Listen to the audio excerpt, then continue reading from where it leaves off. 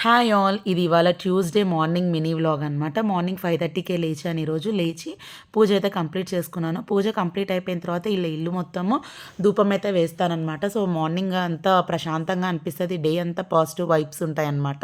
ఇంకా మా పాప కూడా లెగలేదు. 7:30 కల్లా పూజ కంప్లీట్ అయిపోయింది. నెక్స్ట్ ఇంకా మనోని స్కూల్‌కి పంపించేసి మా హస్బెండ్ అయితే ఆఫీస్‌కి వెళ్ళిపోయారు. ఇంకా నేనైతే కిచెన్ క్లీనింగ్ స్టార్ట్ చేసేసుకున్నాను. ఫస్ట్ అయితే కౌంటర్ టాప్ మీద ఉన్నయన్నీ తీసి కబోర్డ్స్‌లో పెట్టేశాను. నెక్స్ట్ ఇంకా కౌంటర్ టాప్ అంతా క్లీన్ చేశాననమాట. ఎందుకంటే వీళ్ళకి లంచ్ బాక్సెస్ అన్నీ పెడతాం కదా!